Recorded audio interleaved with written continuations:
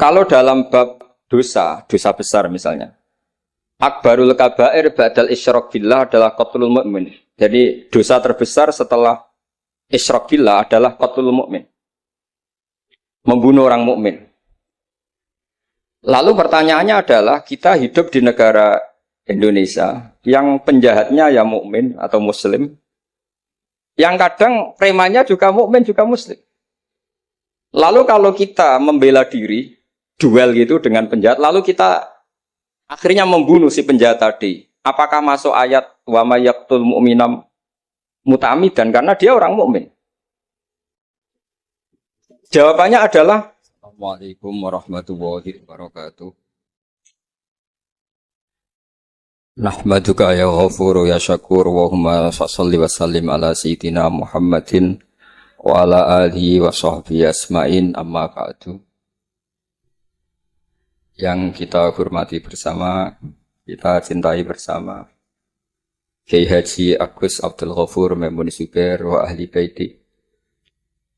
Semua guru-guru pengurus Al-Anwar 3 yang kami hormati.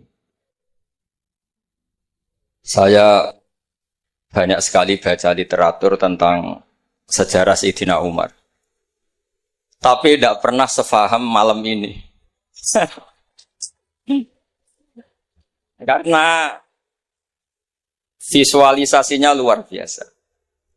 Saya hanya kecewa dengan Abu Jahal.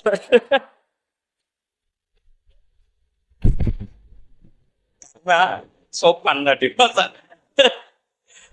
Jadi itu yang agak salah kalau saya nilai aktornya itu masa Abu Jahal sopan ngasihkan mic gitu. Jadi saya baru ini benar-benar memahami tentang Tarik Umar. Saya mohon sama Gus Zofur untuk menerjemah semua teks-teks Arab tadi yang jadi dialek dalam drama. Saya tidak tahu apa itu tadi pakai bahasa Fusha, apa Ami, apa Suki, tidak tahu. Yang jelas semuanya percaya diri.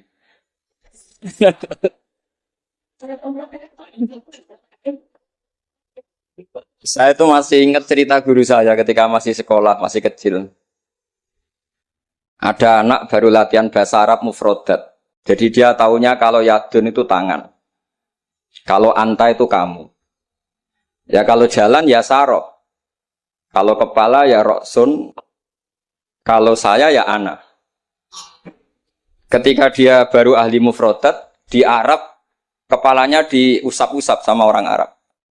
Kata si santri tadi, ya syekh, yadun anta, saroh-saroh. Rok si ana katanya. Ya artinya sama. Jadi ya syekh, yaitu yadun anta berarti tangan Anda, saro-saro. Terusannya itu ala rosian pada kepala saya. Jadi dia belum bisa mengatakan misalnya yaduka ala rosi, tapi ya yadun anta, saro-saro, ala rosian. Nah semoga semua dialek tadi nggak termasuk kategori yang itu. Saya dulu sekolah kakak kelasnya Gus Zofur itu ya punya teman kalau dimarahi di kelas itu bilang, Gus tadi saya dimarahi di depan alladzina aja. Jadi apa maknanya alladzina katanya? Katanya di depan orang apa? Banyak. Karena setiap ngaji alladzina wong akeh. Jadi kalau dimarahi di depan publik berarti dimarahi di depan alladzina.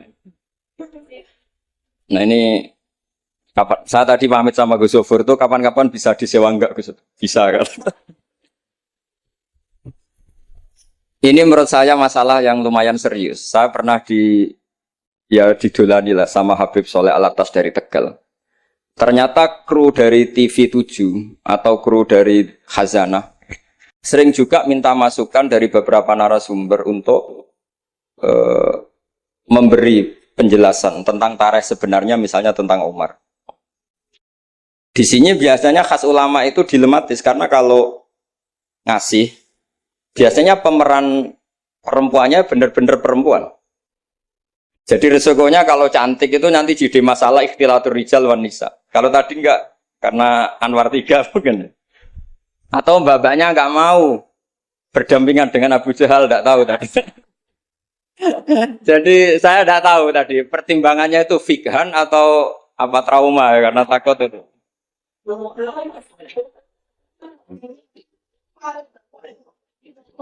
Para adik-adik santri yang saya cintai, saya bersyukur sekali karena saya biasanya nggak pernah mengacara mau itu hasanah ini mutor ya, karena yang merintahkan guru kita yaitu Kiai Haji Agus Abdul Ghafur. Begini, saya punya usul pada anak-anak.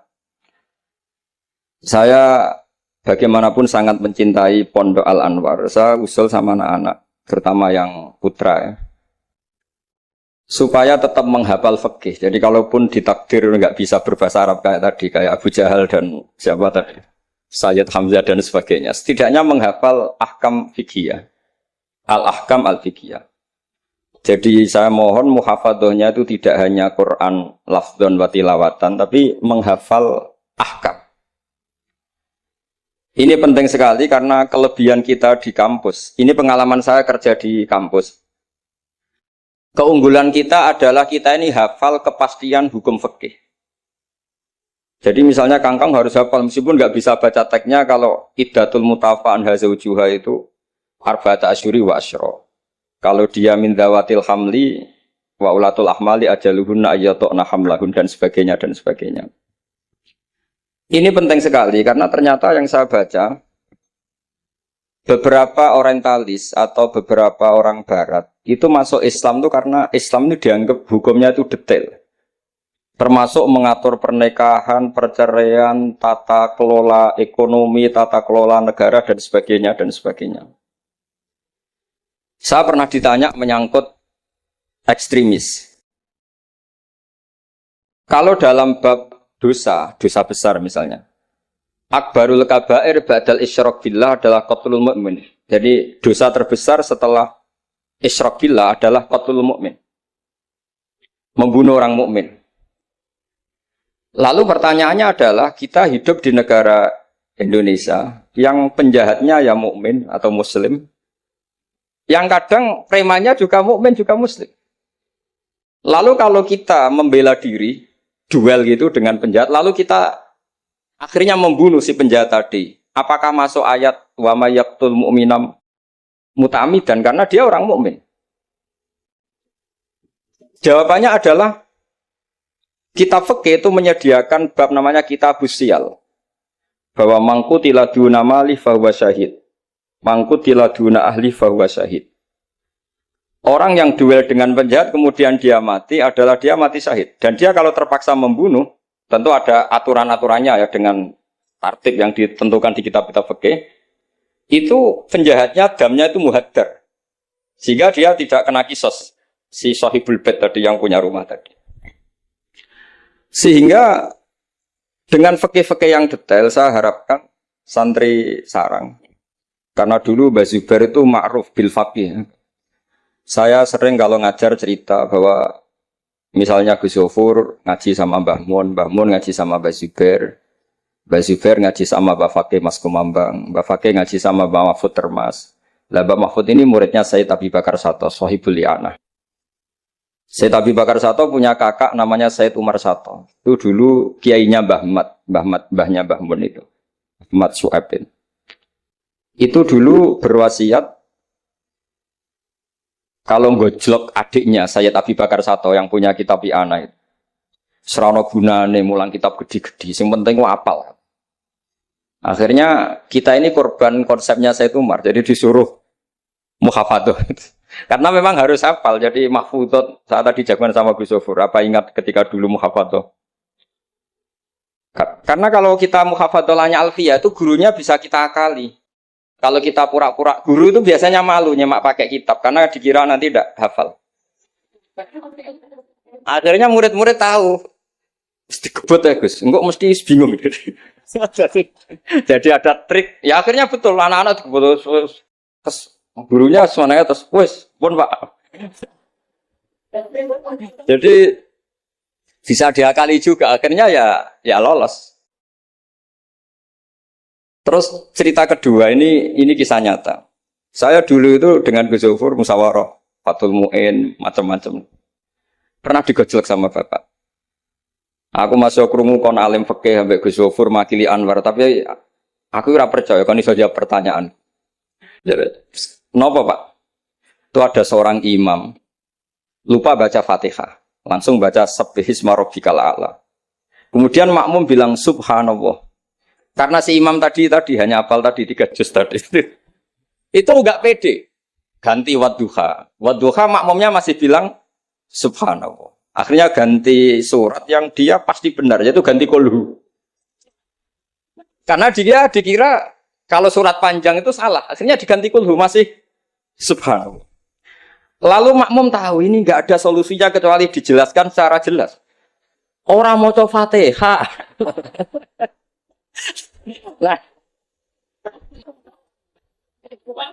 Lah itu fikih kita. Makanya saya berharap nanti Gus Zofur juga ngarang fikih yang seperti ini.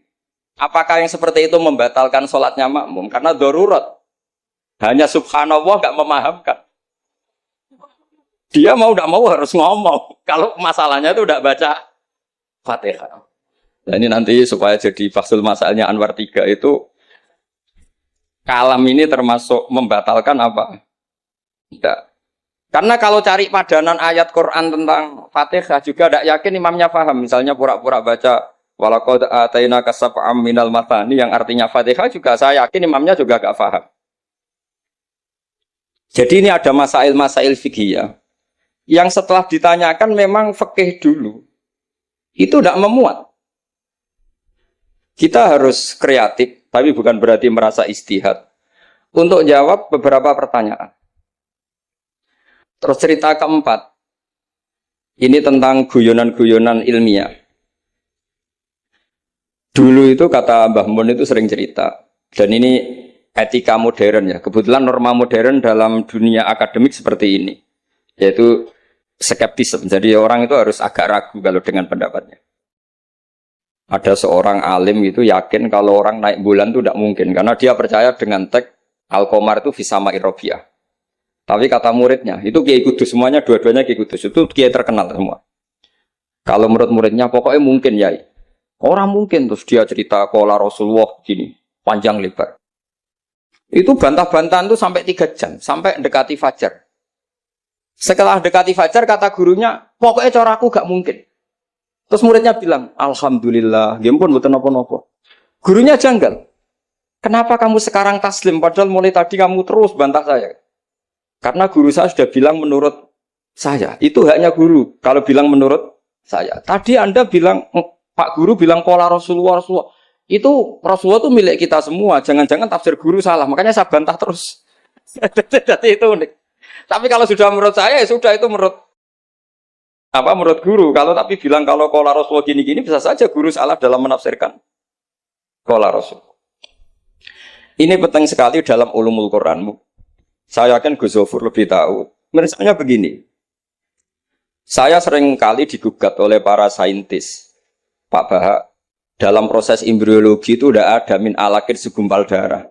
Yang ada dalam embriologi itu, alak itu ya semacam zigot yang nempel di dinding rahim. Kemudian itu yang nanti jadi janin. Kalau segumpal darah ya orang keguguran.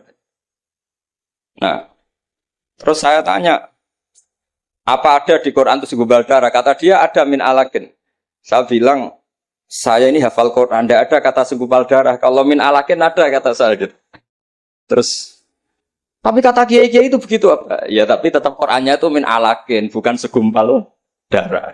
Yang ada segumpal darah itu terjemahannya, bukan Qurannya kata saya gitu. Ini penting saya utarakan. Nanti kalau terbukti secara sains bahwa nggak ada proses embriologi itu segumpal darah, itu yang salah bukan Qurannya. Tapi kita yang mengartikan bahwa alagen itu segumpal darah. Sehingga kalau kamu mengartikan alagen segumpal darah, kamu harus bilang ini menurut saya, bukan menurut Allah dan Rasul. Nanti kalau kamu bilang segumpal darah menurut Allah dan Rasul, berarti kalau penelitiannya salah, yang salah Allah dan Rasul. Meskipun tentu sesuai ilmu balaghah bisa saja min alagen benar-benar maknanya segumpal darah, karena untuk litahjin atau untuk litakbeh supaya manusia tidak sombong diceritakan dia diciptakan sejenis segumpal apa? Darah. Bukan harus materinya dari segumpal darah, tapi sejenis itu. Ya untuk supaya manusia tidak sombong. Bisa saja kalau secara balaghah demikian. Ini kembali ke Umar. Tadi saya ketika melihat drama Umar tuh, Sayyidina Umar itu berkali-kali punya pendapat. Karena beliau tuh sering solid, sering akurat, sampai penggemar beliau mengintikan, Hadza maro'a Allah wa ro'a Umar. Hadza maro'a Allah wa ro'a Umar. Ini pendapat Allah dan pendapat Umar. Sampai Sayyidina Umar marah besar, la taqulu hadza hukmu wa hukmu Umar, walakin qulu hadza hukmu Umar. In kana shawaban fa min Allah wa in kana khata'an fa min Umar. Kamu jangan mengatakan kalau ini pendapat Allah, tapi katakan pendapat Umar. Jadi kalau benar ya min Allah, kalau salah dari apa? Umar. Tapi sekarang banyak beberapa organisasi ekstrim yang semuanya itu di atas namakan Allah. Mungkin Gus Zofur lebih tahu, lebih ngalami. Orang itu kalau benci seseorang yang kelas nasional, wah itu sudah dihujat, dimaki-maki. Kita yang menemani mereka itu juga dihujat. Wong fasik, wong keliru kok dikancani. Karena pikiran fikihnya adalah kita harus tafrik bainal haqqi wa bainal batil. Harus jelas ada demarkasi mana hak, mana apa? Batil. Itu fikih yang sementara kita pelajari. Sehingga mungkin orang enggak apa ya istilahnya akan menyalahkan lah. Saat kita bertemanan dengan orang yang macam-macam di Jakarta, apalagi orang liberal macam-macam. Tapi kalau sampean ngaji lagi di atas itu misalnya belajar ilmu tasawuf, kita diajarkan kalau kamu berteman sama orang dolim, ma tadri madza yuhtamu bih. Orang dolim itu kamu pun tidak tahu madza yuhtamu bih. Jangan-jangan dia yuhtamu bi husnil khotimah. Kamu juga nggak pernah tahu madza tuhtam. Apa kamu nanti tuhtam bi husnil khotimah apa suil khotimah. Sehingga orang-orang tasawuf itu melihat orang dolim ya tetap hormat. Karena tidak tahu nanti akibatnya jangan-jangan dia husnul khotimah. Kita yang suul khotimah. Ini penting bagi anak-anak Anwar 3, murid-murid Gus Zofur, sehingga orang-orang alim itu harus kamu beri ruang, meskipun secara zahir berteman orang-orang yang macam-macam. Karena itu ada ilmunya. Kita tidak ngambil sikap itu ada ilmunya. Makanya di kitab Bidayatul Hidayah, beberapa kitab tasawuf diterangkan, kalau kamu melihat orang fasik, jangan-jangan yuhtamu bi husnil khotimah. Kamu ndak. Kita ingat cerita Wahsy. Wahsy itu orang yang dilaknati Rasulullah karena qatilu Hamzah. Ketika Nabi aksara min la'nil kuffar, malah nazala qaulu ta'ala laisa laka minal amri apa? Syai'un aw yatuba alaihi. Dalam surat Ahzab ketika Allah mensifati orang munafik, itu masih ada kata wa yu'adzibal munafiqina insya'a. Masih ada kata aw yatuba alaihi. Kemungkinan orang munafik adalah Allah menyiksa mereka insya'a atau memberi toh. Sehingga banyak ulama, terutama guru kita Syekhina Kiai Maimun Zubair, itu berteman orang macam-macam nggak masalah. Dan kadang-kadang banyak menimbulkan kekecewaan. Ini nanti nggak ada tafrik bainal haqqi wa bainal batil. Nah, saya akan menjelaskan di sini bahwa itu ada ilmunya. Ada ilmunya. Banyak orang sing la'anahu Rasulullah. Bahkan da'a alaihi Rasulullah kayak Wahsy, kayak Khalid bin Walid. Kaifa yuflifu qaumun fa'alu bi'aihim hakadha. Zaman itu binabihim hakadha. Yaitu ketika Rasulullah perang Uhud itu syujja wajhu wa kusirat rubaiyatu wa udmiyat lisatu. Ketika Nabi babak belur wajahnya, kata beliau, kaifa yuflihu qaumun fa'alu binabihim hakadha. Tapi apa yang terjadi? Justru Khalid bin Walid itu masuk Islam. Wahsy qatilu Hamzah juga masuk. Sehingga saya meskipun punya sikap, tentu saya sebagai orang punya pilihan gaya hidup. Mungkin saya nggak akrab lah kalau sama misalnya Mas Nusron itu. Tapi kalau Gus Zofur akrab. Tapi saya menghormati, itu pasti ada ilmunya. Saya jaga jarak ya ada ilmunya. Gus Zofur berteman juga ada ilmu. Nah, ini yang saya harapkan dari Anwar 3. Mohon ilmu ini diperkuat. Karena basis terkuat peradaban adalah ilmu. Ilmu menyediakan segalanya. Saya masih ingat Gus Mek Peloso itu akrab sama bapak saya. Karena beliau senang semaan. Kebetulan pendiri semaan Jantiko itu bapak sama Gus Mek. Jamiyah anti koler dulu awalnya. Selama-lama digenti Mantap. Terus di era putra-putranya digenti Tigrul Hofilin. Itu kalau jagungan sama bapak itu beliau bilang intinya begini. Iya, mau nahi mungkar, kenal era gelem kok nahi mungkar. Oleh proses piye, oleh tarbiyah piye kenal era gelem. Meskipun tentu anak-anak tidak saya sarankan seperti Gusme, karena jadab Anda tidak mesti sukses kayak Gusme. Itu kan resiko. Karena untuk sukses itu butuh keramat, butuh macam-macam lah. Kalau sampean latihan gitu pasti ditangkap keamanan itu. Karena itu masalah gitu kalau di pondok masalah. Tapi apapun itu, kita punya cukup khazanah ilmiah untuk melihat itu. Saya berkali-kali kalau acara di pondok Hajan sering bilang, berteman orang fasik itu tidak boleh. Wa ingkana dasarin fajan dibu suratan. Kalau berteman orang fasik itu nggak boleh, karena nanti ketularan fasik. Tapi kalau dibalik, pertanyaannya dibalik, Mbah Niki membina orang fasik. Dan di antara membina tentu prosesnya itu berkawan, macam-macam. Kalau dibalik itu menjadi haram apa halal? Bukan dibahasakan berteman orang fasik, tapi membina orang fasik. Ini penting saya utarakan karena khazanah kita itu banyak. Saya berharap ulumul Quran di sini sampai yang seperti itu. Saya beberapa kali belajar kitab Hayatus Sahabah. Di situ ada satu aplikasi Ahkam Al-Quran, baik yang fiqhud dakwah maupun fiqhul ahkam. Saya di situ yang paling saya kenang adalah cerita-cerita misalnya termasuk yang dikutip Habib Zain bin Sumit dalam kitab Al-Manhajus Sawi. Suatu saat ada ustadz, saking semangatnya nahi mungkar karena si Harun Rasid sering salah, didatangin. Kata si ustadz tadi, inni nasihun lak famusyaddidun alaika fala tajidanna fi nafsika aliyya syai'an. Saya akan memberi nasihat Anda tapi saya agak ekstrim, agak keras. Mohon kamu jangan tersinggung, Anda jangan tersinggung. Anda ya Amirul Mukminin jangan tersinggung. Tapi apa kata Amirul Mukminin Harun Ar-Rasyid? Uskut ya jahil. Kamu ustadz bodoh kata gitu.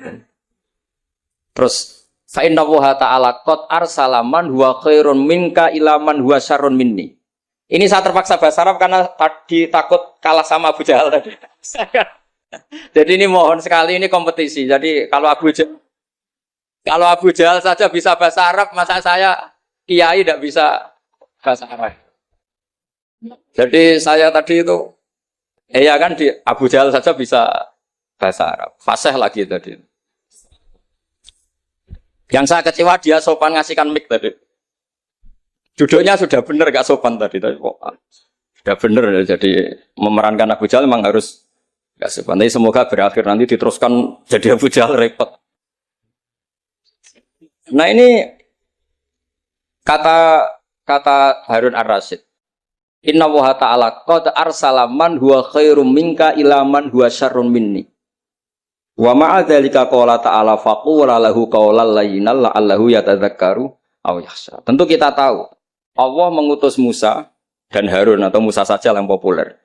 Musa itu man huwa khairun minka, tentu Musa itu lebih baik ketimbang Anda. Ila man huwa syarrun minni, tentu Fir'aun itu lebih buruk ketimbang saya. Itu saja masih ada aturan faqula lahu qawlan layyinan. Kamu harus ngomong yang halus. Kok kamu dakwai saya mau pakai kasar? Akhirnya si Fasakata tadi yang gurunya langsung ustadz, yang ustadz tadi langsung diam dan ngakui kalau Harun Ar-Rasyid lebih alim ketimbang dia. Nah saya harapkan nanti ulumul Quran di setai 3 itu tidak sekedar mengenali mufrodat, tapi mengenali makna terjemah, juga makna yang bisa disimpulkan dari ayat-ayat Qur'aniyah. Sehingga nanti keyakinan saya ya, apapun berubahnya zaman, nanti Quran itu tetap bisa dibaca kalau cara maknani seperti itu. Tapi kalau Anda maknani mufrodat, resikonya adalah mufrodat yang disebut itu kadang sudah tidak ada. Yaitu tadi misalnya wal khayla wal biwala wal hamira litarukabuha wazina. Tentu sekarang kita naik Innova, kita naik mobil, bukan naik khayl, bukan naik biwal.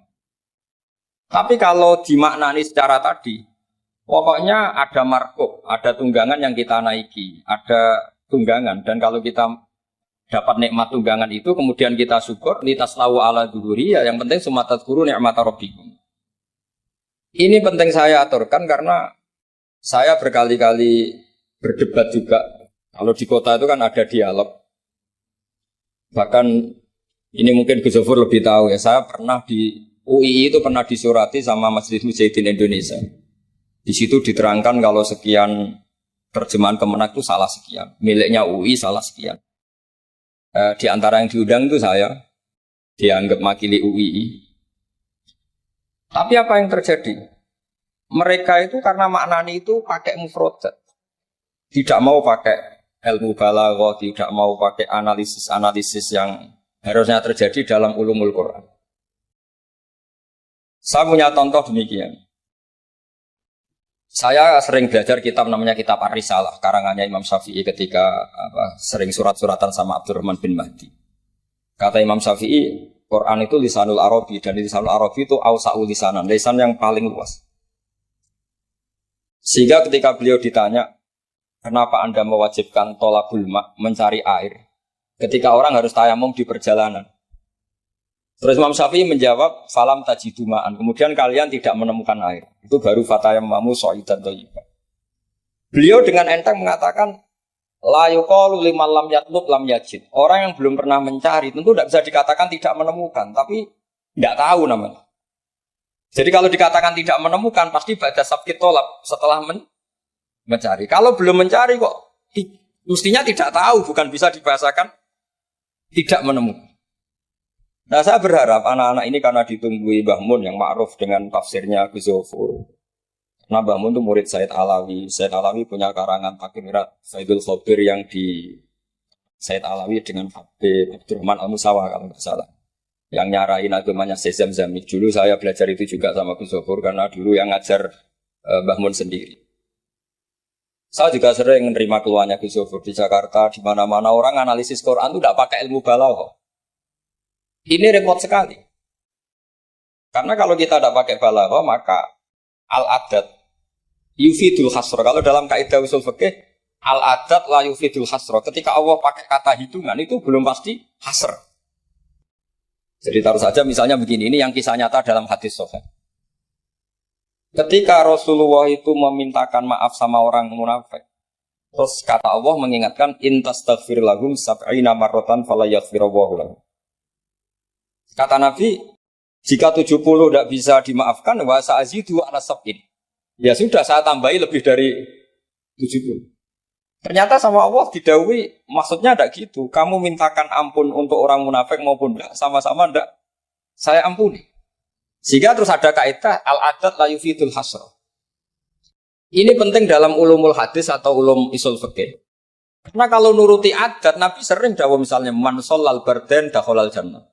Orang yang sholat pada waktu dua dingin yaitu subuh dan asar dakhalal. Terus kamu mau tidak sholat zuhur misalnya? Dan sebagainya, dan sebagainya. Nabi sering menyebut kebenaran, misalnya kebaikan adalah ini. Terus kamu tidak akan melakukan kebaikan yang lain, tentu tidak mungkin. Ini masalah-masalah yang menurut saya serius semenjak ada banyak ormas-ormas yang sidik-sidik katanya kembali ke Quran dan apa? Hadis. Tetapi kalau guyonannya orang-orang pesantren, ya kamu saja yang kembali. Karena keluar Anda terlalu jauh. Kalau kita tidak perlu kembali, wong sudah di dalam katanya. Yang keluyuran kemana-mana kan kamu. Kalau kita tidak pernah kemana-mana, jadi ngapain kita yang kembali? Anda saja yang apa? Kembali. Jadi ini penting ya, penting sekali. Karena pengalaman saya di Jogja, pengalaman saya di Jakarta ketemu orang macam-macam itu, memang pernah ya di Jakarta pernah ada satu acara. Ya acara seperti ini. Itu yang datang seorang kiai yang ya biasa pakai sarung, ada yang pakai celana. Itu pas mulai pegang mic ada separuh hadirin keluar. Alasannya gampang. Belum enggak pakai sunah Rasul. Karena kiainya enggak cingkrang. Itu sudah keluar separuh. Ketika saya ditanya, Pak, kenapa Anda masih mendengarkan mereka? Mereka enggak ngikuti sunah Rasul, mereka enggak cingkrang. Kata saya gini, Rasulullah itu hafal Quran. Dan kebetulan saya hafal. Jadi saya sudah ngikuti sunnah Rasul. Jadi kalau Anda ingin sunnah Rasul kayak saya harus hafal Quran. Kalau motong celana itu gampang kata saya. Kalau motong celana itu gampang kata. Itu kan murah sekali dan mudah. Itu mikir dia. Ternyata mereka bilang sunnah Rasul itu hanya jenggot, cingkrang, wayoh biar ada tambahnya itu. Itu Lah ini saya tantang anak-anak Anwar 3 supaya ngikuti sunnah Rasul yang keren, yang tantangannya berat, yaitu hafal berapa Gus tadi 3 juz itu. Itu saya tuh sering protes sama anak-anak. Itu nanti kalau ketemu malaikat Jibril, Anda dianggap mengikhtisar Quran. Masa Quran 30 juz jadi 3 juz. Itu kan kayak kitab Mukhtasar Jiddan, jadi dari kitab besar terus diringkes. Saya tidak bisa membayangkan kalau Anda nanti ditanya malaikat Jibril, kenapa Quran saya turunkan 30 juz jadi 3 juz. Ya tapi karena ya itu tadi, karena saya yakin Gus Zofur orang alim itu tadi kaidahnya itu malayudroku kullu, layudroku kullu. Kalau nggak bisa semua jangan sama sekali. Ini sekedar pengalaman untuk anak-anak. Kalau di pondok Quran itu sampai deres kulhu itu buatan berani. Karena dikira kayak sudah sampai 30 juz. Memang pondok Quran itu unik. Anak-anak itu bisa lanya juz 12, juz 13. Tapi juz amma itu tidak hafal. Karena ketika menghafalkan itu tidak kober ngapalkan yang juz amma. Memang hafal. Hafal betul juz 7, juz 8. Tapi juz amma kadang nggak bisa. Buat duha kadang nggak bisa. Imam Mitraweh kadang nggak bisa. Dia karena dia besar kober. Karena ngapalkan Quran itu kan berat. Pernah suatu saat saya itu tahlil jajar santrinya bapak. Dia tahlil kulhu. Ojo tahlil kulhu. Itu juz 30, koyo apal 30 aja gitu. Jadi untuk baca kulhu itu memang harus urut setelah melewati juz 1, juz 2 sampai juz 3. Sampai seperti itu. Gayane maca kulhu kayak wis apal juz 30. Sehingga di pondok Quran tuh enggak ada yang berani terus juz 30 karena kesannya kan sudah. Iya, jadi itu tradisi yang mungkin ya mungkin beda itu. Saya sendiri juga agak seneng kalau ada santri kok terus juz 30 itu kok melete itu kok sudah. Nah ternyata di sini saya ketemu santri-santri yang jurus juz 30 terus ini. Wah ini menurut saya ini agak masalah dalam tradisi saya ya, dalam tradisi kami. Jadi ya itu tadi karena cara pandangnya beda. Jadi cara pandangnya beda. Tapi saya berkeyakinan memang saya sering ketemu Gus Iit, adiknya Gus Zofur itu. Beliau sering cerita ke saya, Gus kalau bisa nanti sarang itu semacam kayak Islamic Center. Karena kita tahu semua kayak apa alimnya Gus Najih, kayak apa alimnya Gus Zofur, alimnya putra-putra Mbah Mun. Sesuai bidang spesifikasi ilmu masing-masing. Saya sering nasihati yai bahwa semuanya itu ada ilmunya. Tadi misalnya Anda tidak tegas sama orang fasik, itu ya ada ilmunya. Karena mungkin kita tawaduk la nadrima yuftamu bihi. Kita tidak tahu si fasik tadi yuftamu bi apa, kita tidak tahu. Kita sendiri nggak pernah yakin kalau kita nuhtam misalnya bagus nih khotimah. Saya kalau di Jogja ketemu orang liberal, ketemu orang macam-macam, saya pakai ilmu itu. Tapi kalau saya ngaji di pesantren pakai ilmu at-tafriq bainal haqqi wa bainal batil. Kalau santri baik ya tak puji, kalau yang nggak baik ya. Tapi yang jelas nggak tak saboyong. Karena pondok saya bilang tidak punya adat boyong. Kata bapak, hak kena keramat. Santri sing beling gelalah boyong, tapi jogeman boyong gitu. Jadi berarti karena kalau musuhnya boyong berarti tidak keramat karena pakai kriteria fikih tadi pakai. Ini penting saya aturkan karena jangan sampai khazanah kearifan wali songo yang kancanan orang macam-macam. Ada 7 hari ya diterima, 40 hari ya diterima. Zaman itu ya nggak diterima sebagai khurafat bid'ah ya enggak. Sehingga menurut saya wali songo itu adalah panutan di mana itu semuanya diselesaikan bil ilmi. Bukan karena emosi aksi reaksi itu enggak, semuanya bil ilmi. Saya pernah baca kitab Al-Minanul Kubur karangannya Imam Sa'roni. Beliau cerita sebagian ilmu itu sudah keluar dari afdholiyah karena satu kondisi. Misalnya sebaiknya amal itu sirron. Tapi kenapa guru-guru kita Mbah Mun sendiri sering pengajian besar, Gus Zofur, banyak lah yang mau acara besar. Saya sampai sekarang nggak pernah punya acara besar. Wiling-wilingan saya yang pengagum sirron gitu. Tapi ternyata di kitab-kitab kita, kata Abdul Hasan Asadili mengatakan a'linu bito atikum kama yatadzaharu ghairukum bil ma'asi. Maksiat di Jakarta di mana-mana begitu ekstrim, dangdut begitu terbuka, diiklankan besar-besaran. Tapi kalau pengajian nggak besar-besar, dulu itu pengajian tuh nggak ada yang besar karena mahal. Dulu orang soleh itu ciri utamanya adalah khifatul ma'unah, biayanya sedikit. Sekarang Karena mereka besar-besaran menyebarkan maksiat, kita akhirnya kata Abdul Hasan Asyadzili, kamu kalau taat harus iklan, a'linu bi ta'atikum. Kalau taat harus dipertontonkan. Sehingga senang saya misalnya tadi dipertontonkan anak-anak ahli bahasa Arab sampai Abu Jahalnya saja bisa. Wah, itu kan satu prestasi yang luar biasa. Kalau Abu Jahalnya saja alim, apalagi yang tidak Abu Jahal. Apalagi Abu Jahalnya tadi sopan. Wah, itu bagus sekali itu. Itu pasti Abu Jahal kecewa itu diperankan orang yang sopan. Itu udah gue banget katanya. Itu pasti kecewa. Abu Jahal itu pasti kecewa. Jadi ini penting ya, karena kita punya guru yang al-mutabakhir seperti Mbah Mun, seperti Gus Zofur. Jadi kita harus baca kitab tuh banyak. Oke, ada haram yang kita tegas, ada halal yang kita tegas. Misal al-halalu bayyinun wal haramu bayyinun. Tapi selalu ada masalah yang wa bainahuma umurun mustabihatun. Ada sesuatu yang memang dari awalnya enggak jelas. Kalau sesuatu itu enggak jelas, kita harus bersikap enggak jelas. Jangan sesuatunya enggak jelas, kita sikapnya jelas. Ini penting kolaborakan karena sekarang tuh orang banyak yang ekstrim dengan dalih ilmu. Kadang dengan dalih qala Allahu ta'ala qala Rasulullah. Itu pesannya Sayyidina Umar. Kalau bisa jangan, karena makna yang tasreh, makna yang eksplisit, makna yang sorry seperti itu, jangan-jangan subjektivitas Anda.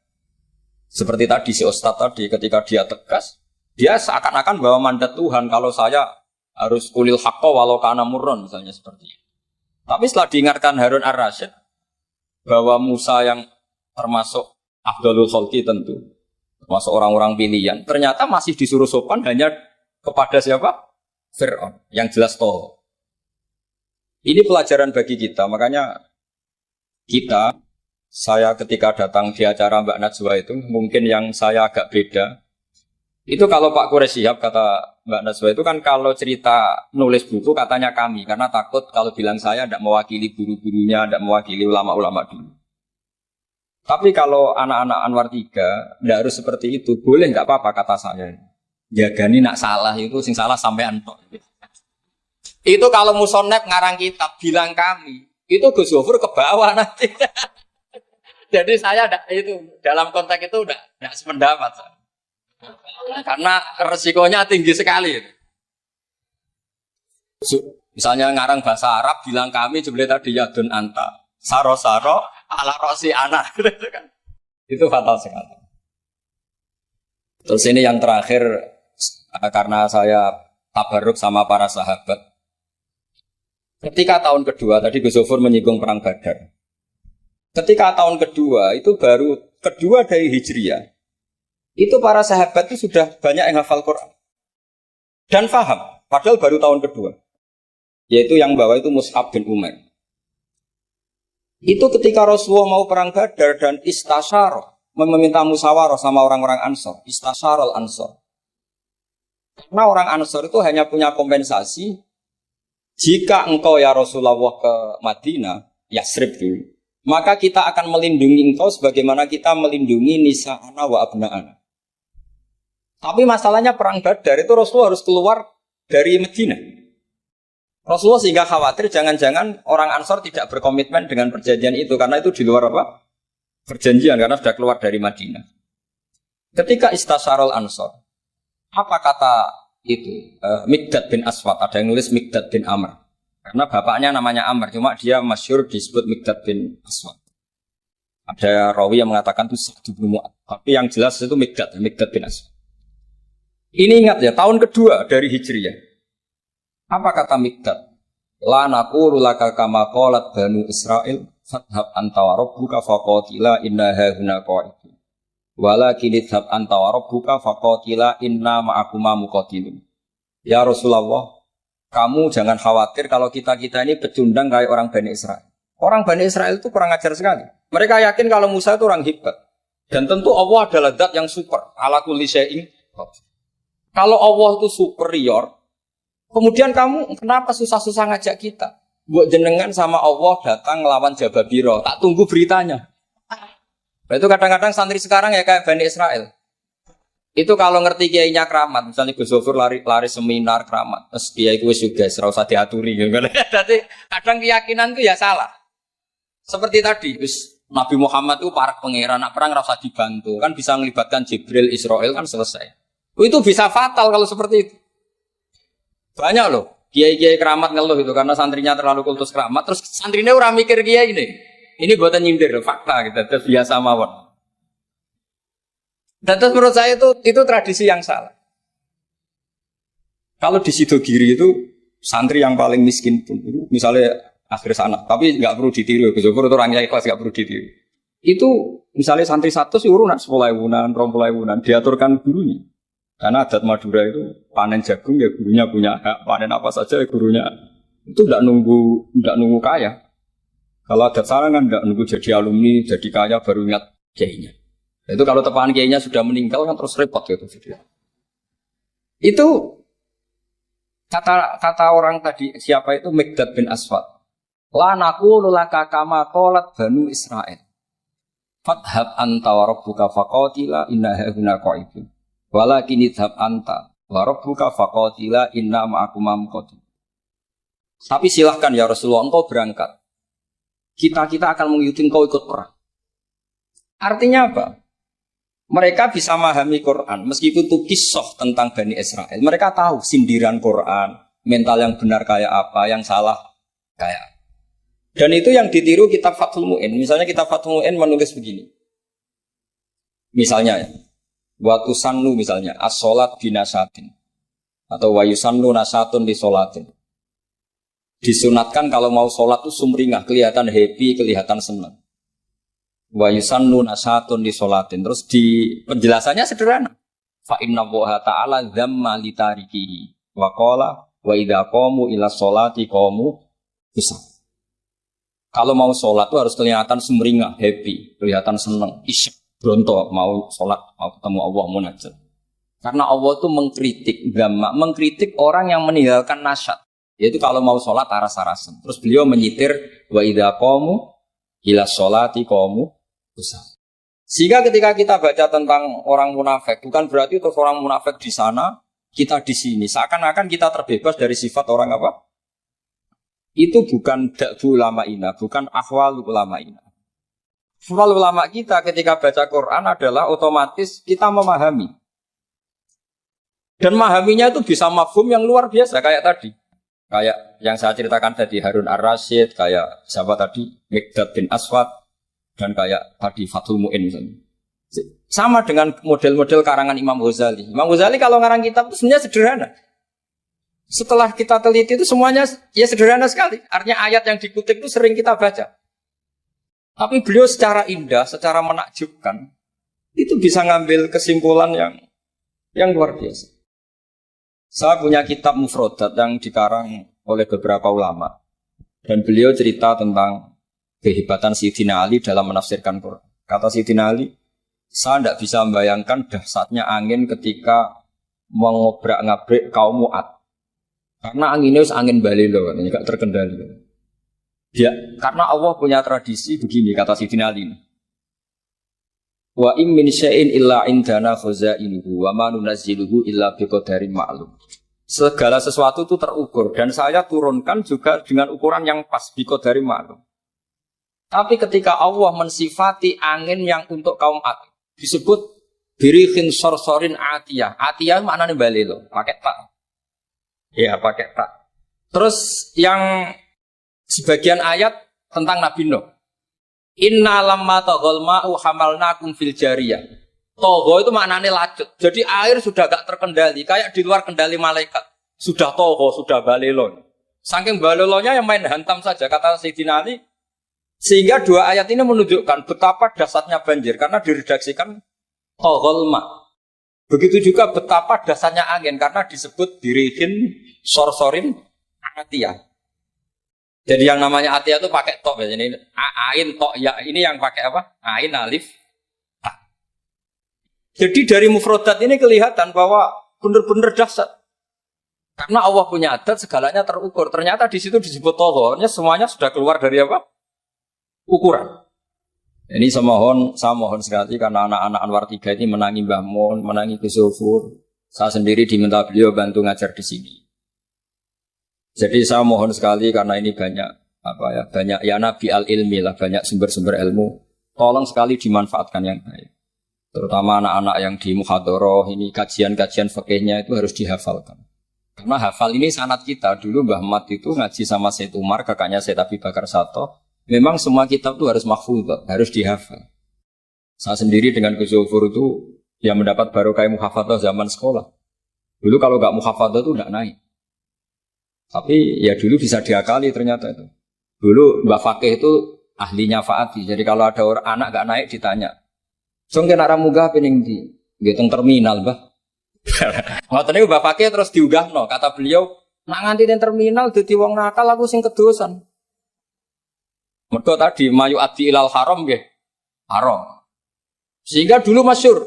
Kalau anak-anak tidak naik itu sudah kong kali kong. Mau natakoki muni ning terminal yo. Karena kiai itu mesti pantangan. Taman kalau nggak percaya coba aja. Anak yang nakal mau boyong terus disowankan Gus Zofur. Gus, nak jenengan boyong balik mereman malih. Mikir, mesti kiai itu mikir. Tapi jangan pakai loh. Ini kan cerita dulu. Sehingga anak-anak yang gak muhafadzah itu mesti ada yang anak-anak lugu ditanya Bapak. Kalau nggak naik ning dicon ini, masya Allah, alhamdulillah. Ya orang munggah tenan. Jadi cara pandang kiai itu unik. Makanya ilmunya kiai susah dianalisis ini karena unik. Ya seperti itu. Ya saya harap ilmu ini nggak jadi apa ya, nggak jadi masalah bagi anda. Terus nanti anda menteror Pak Musonef. Awas Pak Musonef. Nah aku ramuga yang terminal. Wah, udah bisa. Ya saya kira demikian, semoga manfaat. Terus kalau ini ngapunten sangat sudah berbiasa, buatan sakit kalau acara-acara pidato, buatan sakit. Nak ngaji kalau biasa, nak ngaji rak ngerpek, wonten kitabnya terus moco. Tapi kalau seperti ini tuh temanya jadi bias. Tapi ya semoga tadi barokahnya Sayyidina Umar tadi kok. Saya jadi malu itu karena tadi Abu Jahal kok fase gitu, saya itu masih. Ya monggo doa bareng-bareng ya mugi-mugi pondok ini pondok sing mubarokan sing nafi'an untuk mati Rasulillah nasihan lillahi wa li rasulihi wa li kitabi wa li aimatil muslimin wa amatihim. Al-Fatihah. Bismillahirrahmanirrahim. Alhamdulillahi rabbil alamin arrahman. Ya kana abudu wa ya kana nasta'in. Shiratal mustaqim. Bismillahirrahmanirrahim. Nahmaduka ya ghafur ya syakur wa salli wa sallim ala nabiyyika. Shalli ala khalidika Ibrahim wa nabiyyika Musa Sofika Isa wa syukurika. Wa shalli ala anbiyika wa rasulika.